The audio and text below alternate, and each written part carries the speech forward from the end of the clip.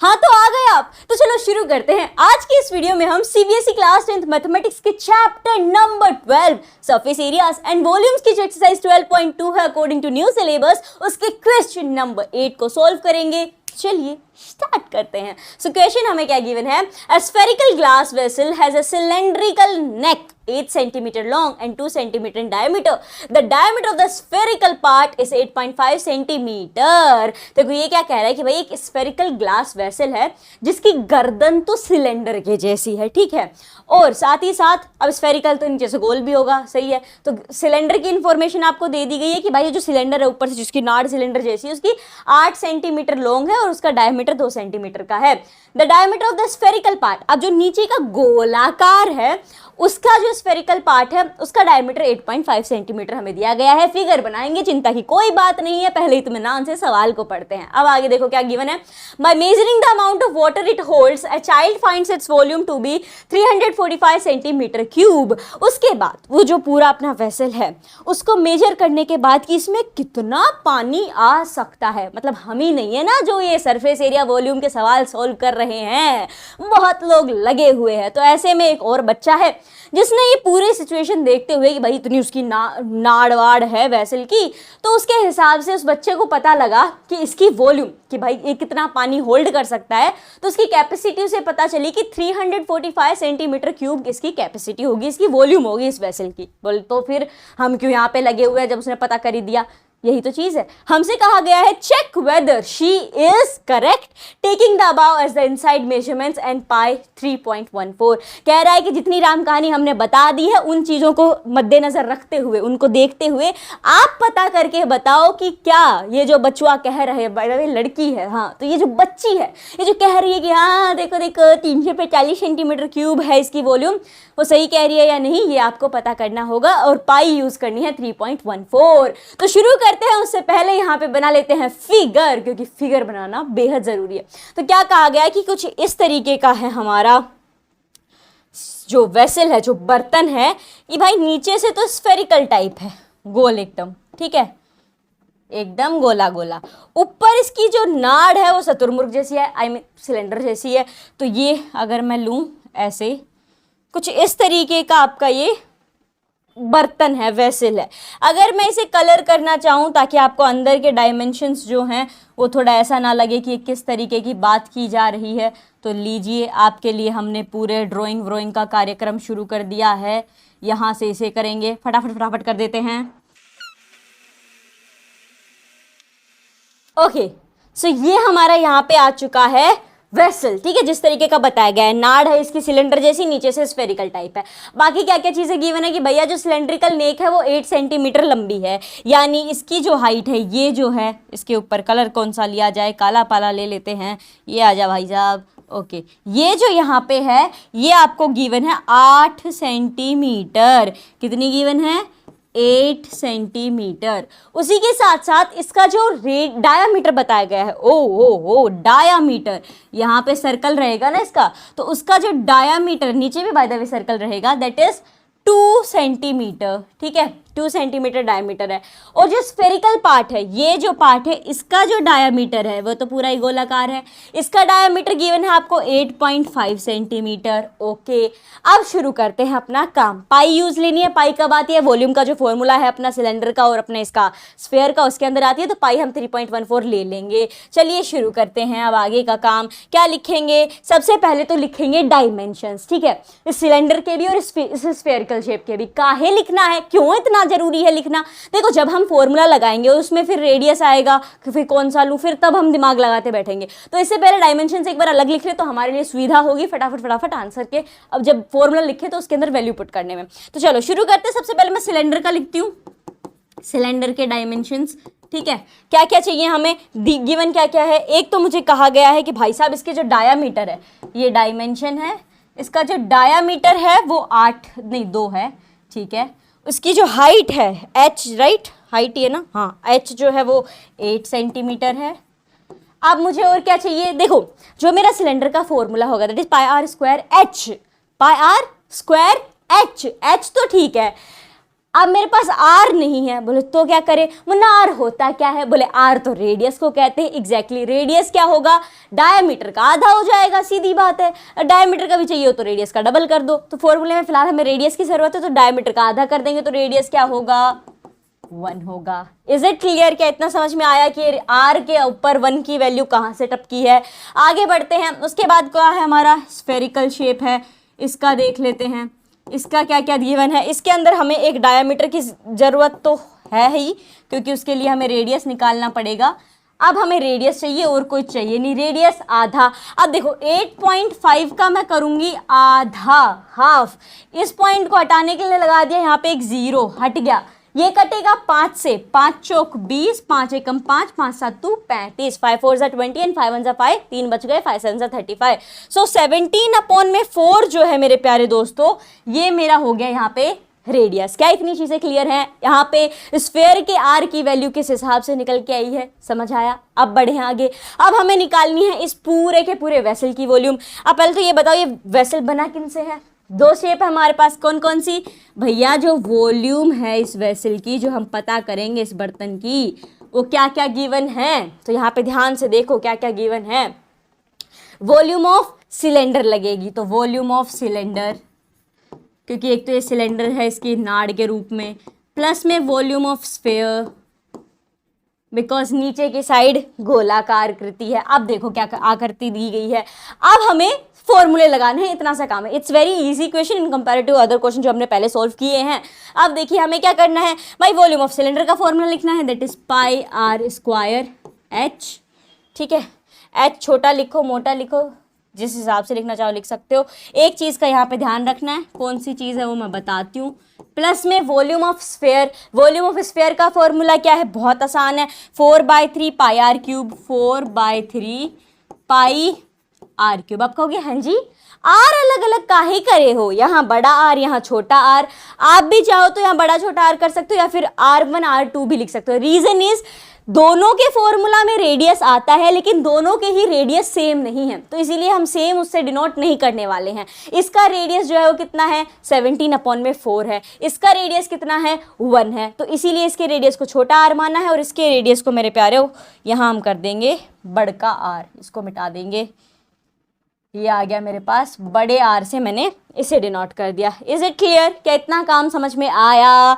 आगे बढ़ते हैं। समझ में आ गया हो तो इस वीडियो को लाइक करते चलिएगा। चलो अब क्या करेंगे, अब हम डालेंगे वैल्यूज, लेकिन उससे भी पहले उससे भी ज्यादा जरूरी काम। बोले क्या? अगर मैं इस फॉर्मूले में डायरेक्ट वैल्यूज पुट कर देती हूँ ना, तो मेरे प्यारों दिक्कत ये हो जाएगी कि इतनी वो यहाँ पे वैल्यूज आ जाएंगी, उन्हें देख के फिर मैं सोचती बैठूंगी किसे काटूं, किसे जोड़ूं, किसको चुनूं, किसका क्या करूं। तो हम क्या कर सकते हैं, वैल्यूज में कॉमन लेने बैठे उससे पहले ऑलरेडी इस फॉर्मूला में कौन सी चीजें हैं जो हम कॉमन ले सकते हैं वो ले लेते हैं। एक फॉर्मूला कॉमन लेके इजाद कर लेते हैं, फिर वैल्यूज डालेंगे। So as you can see, यहाँ भी पाई है वहां भी पाई है, दोनों में पाई पाई है। तो यहाँ हम करेंगे क्या, यहाँ हम पाई को कॉमन ले लेंगे। अब देखो और कुछ कॉमन नहीं है, एच उसमें है नहीं, आर दोनों के मिल नहीं रहे हैं, अपॉन में भी इसके पास कुछ वैल्यू है नहीं। अब देखिए यहाँ आर स्क्वायर एच बच गया, तो ये मेरे पास आ जाएगा आर स्क्वायर एच, प्लस में 4/3 पाई आर क्यूब है, तो 4/3 बच गया और आर क्यूब बच गया, तो ये मेरे पास आ जाएगा 4/3 साथ में आर क्यूब। ठीक है, इतना काम हो चुका है। अब इसको कर देंगे छुटकू सा, क्योंकि आगे भी तो वैल्यू लिखनी पड़ेंगी ना। डायमेंशंस में ज़्यादा खेल जो है वो अपने ऊपर वाली वैल्यूज़ का ही होता है। चलिए शुरू करते हैं। अब यहाँ पे हम डालेंगे क्या, वैल्यूज़। पाई कितनी ले, 22/7। सवाल में देखो 3.14 गिवन है, सो यहाँ हम लेंगे 3.14। आर स्क्वायर एच, किसके आर की बात हो रही है, सिलेंडर की आर की बात हो रही है, जो कि कितना है 1 है, तो ये आ जाएगा 1। अब क्योंकि स्क्वायर है तो भाई 1 × 1 आएगा। एच कितना गिवन है हमें, किसका एच हमें गिवन है, एक ही चीज़ है जिसका एच यहाँ पे लग रहा है, बोले सिलेंडर का, और उसका एच क्या है। तो माय डियर फ्रेंड्स समझ जाइयो कि हरियाणा आगो अगर थाने पाजा खंड का में ताऊ और गाड़ कमाए खाट, और एच रह जाओ बड़े 8। ठीक है, सो 8 यहाँ पे हमारा क्या हो चुका है, एच हो चुका है। अब देखिए आगे क्या है, 4/3 है, I am gonna do as it is, यहाँ पे 4/3 आ जाएगा। उसके बाद आर क्यूब। अब किस आर की बात हो रही है, अब कौन सा आर लगाना पड़ेगा, सीधी सी बात से हम चल रहा है स्फीयर के ऊपर, आप स्फीयर के ऊपर काम करो तो स्फीयर का आर लगेगा, that is radius of sphere, that is 17/4, 17/4। अब क्या करेंगे, लिख देंगे, सीधी बात यही है। 17/4 कितनी बार लिखा जाएगा, 3 बार, बिकॉज इट्स आर क्यूब, तो ये हो जाएगा 17/4, 1 2 17/4, 3 बार यहाँ पे मैंने 17/4 कर दिया, ब्रैकेट चूंकि लगा हुआ है तो बंद कर दिया जाएगा। आगे बढ़ते हैं हम, 3.14 को फिलहाल एज इट इज रहने देंगे। अब देखो 1 × 1 1, 8 × 1 8, तो यहाँ पे आ जाएगा आपके पास 8 एज इट इज। नाउ अब क्या किया जाए, पहली बात तो इस 4 से इस 4 को काट दिया जाए। ओके बोले जी हाँ जी कट गया, और क्या बच जाएगा यहाँ पे, अब 4 4 सा 16 हो जाएगा, एंड 16 3 सा कितना होगा, 16 3 सा आई होप 48 होगा। जी जनाब बिल्कुल, तो नीचे आ जाएगा मेरे पास 48, तो ये आ जाएगा 48। ऊपर अगर मैं मल्टीप्लाई करूँ 3 बार 17 है मेरे पास, और 8 तो निकल चुका है, यानी 17 का मुझे कर देना होगा क्यूब, तो जो आएगा 4913। ठीक है, 4913 इन्हें हमने ऊपर बार बार मल्टीप्लाई किया तो आ गया, और नीचे अपना 4 4 सा 16 आया, 16 3 सा 48 आ गया। अब आगे बढ़ते हैं, वापस से स्क्रीन को थोड़ी छोटी की जाएगी। ठीक है, चलिए अब आगे क्या करना पड़ेगा, सेम वही कि पहले आप 3.14 को तो जनाब एज इट इज रखिए, क्योंकि पहले जो ब्रैकेट है इसका लोचा सोल्व करना पड़ेगा। आप यहाँ पे देख सकते हो कि नीचे 48 है, इधर 8 है, बोले तो मेरे प्यारो यहाँ पे चूंकि ये फ्रैक्शन में है और साथ ही साथ एडिशन है, बोले हाँ जी, तो हमें डिनोमिनेटर सेम करना पड़ेगा। सीधी बात है, डिनोमिनेटर यहाँ पे सेम होगा। तो देखो एक काम तो आप ये कर सकते हो कि यहाँ आप डिनोमिनेटर सेम करने बैठो, फिर आप प्लस करो और फिर कुछ करो, या एक नॉर्मल सा सीधा सा प्यारा सा सुथरा सा काम ये है, 8 को एज इट इज लिखो। जी बिल्कुल लिख दिया। 4913 को 48 से डिवाइड करते चलो, 4913 को 48 से डिवाइड करो, डिवीजन करोगे तो क्या आएगा, बहुत लंबा डिवीजन होने वाला है। सो मैं आपको बता देती हूँ कि यहाँ पे आपके पास आएगा 102 पॉइंट में आ जाएगा 354, 3 डिजिट तक ही लेंगे हम उसे, उससे ज़्यादा हम जाने वाले नहीं है। ठीक है, तो जब आप 4913 को, ये स्टेप्स याद रखना, कहीं स्किप कर करके जा रहे हो और फिर पता चलिए कहाँ से आ गया, हमने डिनोमिनेटर लेने का लफड़ा नहीं लिया, हम डेसिमल के अंदर ही आंसर लाना चाह रहे हैं। सो 4913 को हमने 48 से डिवाइड कर दिया है, तब हमारे पास ये चीज़ आ चुकी है। अब एडिशन करेंगे, प्यारा सा एडिशन हो जाएगा। क्या होगा हमारा यहाँ पे एडिशन, तो मेरे प्यारो 102 में 8, पीछे के पॉइंट तो सेम रहने ही वाले हैं, तो 102 में 8 जोड़ दोगे 110 हो जाएगा, सीधी बात है, पॉइंट में 354 आ जाएगा। अब आप इसकी मल्टीप्लीकेशन 3.14 से कर दीजिए and you will get the final answer. जी हाँ बस, और पता भी लग जाएगा कि वो जो छुटकी सी बच्ची है जो कह रही है कि वॉल्यूम इसकी 345 सेंटीमीटर क्यूब है, उसका कहना सही भी है या नहीं। तो चलिए इसे करते हैं अब हम मल्टीप्लाई। 3.1 को करेंगे 110.354 के साथ, तो पहले तो 3 जीरो ये, तो 2 तकरीबन 0 ज़्यादा आने वाले हैं, कितने के बाद, 2 के बाद और 5, यानी 3 2 5 के बाद। ओके, इसे करेंगे हम मल्टीप्लाई, तो my dear friends you will get here 346 51156, 1 2 3 4, यहाँ पे आ जाएगा मेरा 51156, या ये आ गया है हमारा answer, that is in centimetre cube only. ठीक है, जब आप 3.14 की मल्टीप्लीकेशन 110.354 से करोगे तो आपके पास आएगा 346.51156 सेंटीमीटर क्यूब, बट 51156 तक जाने की लोड नहीं है। बोले क्यों लोड क्यों नहीं है, my dear friends what you can do is 346 तो लेना ही पड़ेगा, वो ले लो, पॉइंट के बाद मैक्सिमम 2 नंबर तक ले लो, दैट इज 5 और 1, तो ये आ जाएगा मेरे पास 5 1। अगर ये 1 यहाँ पे 5 होता या 5 से ज़्यादा होता तो ये 1 2 में कन्वर्ट हो जाता, ये पिछला वाला 1 2 में कन्वर्ट हो जाता, बट ऐसे यहाँ पे कुछ है नहीं, 1 5 से कम ही है इसके अगला नंबर, तो ये एज इट इज रह जाएगा। और ये मेरे पास आ गया सेंटीमीटर क्यूब, क्या निकल के आया 346.51 सेंटीमीटर क्यूब, ये हमारा अप्रोक्स आंसर है। ठीक है, अप्रोक्स में ये आंसर निकल के आया। अब वो लड़की क्या कह रही थी, वो तो 345 सेंटीमीटर क्यूब पे थी, हमारा तो 346.51 सेंटीमीटर क्यूब आया है। तो इससे क्या साबित होता है, जल्दी बताइए, इससे क्या पता चलता है आपको कि उस बच्ची ने जो आंसर निकाला उसको लेकर हमें क्या जवाब देना चाहिए, क्या उत्तर हमारा होना चाहिए। सो माय डियर फ्रेंड्स, किसी भी खबर पर यकीन करने से पहले चेक करना चाहिए उसका फैक्ट, किसी भी खबर पर यकीन करने से पहले चेक करना चाहिए उसका फैक्ट। हम लिखेंगे शी इज इनकरेक्ट, क्यों, क्योंकि उसका आंसर अलग आया, हमारा आंसर अलग आया और हमें पता है हमारा आंसर बिल्कुल सही है, तो हम यही लिखने वाले हैं दैट जनाब शी इज इनकरेक्ट, कि इस जो भी था, क्या था ये अपना एक वेसल जो था, इसकी कैपेसिटी उतनी नहीं है, इसकी कैपेसिटी इतनी है 346.51 है। सो यही हम लिख देंगे, correct answer is she is incorrect. अब पूरा वो लिखने की जरूरत नहीं है कि हमने उसको गलत साबित कर दिया, अब देखो कैसे उसकी ईंट से ईंट बजाते हैं ना। पूरा लिखें कि लड़की ने सॉल्यूशन के अंदर ये गलती की होगी, उसने पता नहीं कौन सा डेसिमल लगा दिया, कहाँ गुणा भाग में क्या गलती कर दी, इसलिए वो ना। बस प्यार से, आराम से, शांतिपूर्वक ये कह के कि भाई साहब वो गलत है, she is incorrect and the correct answer is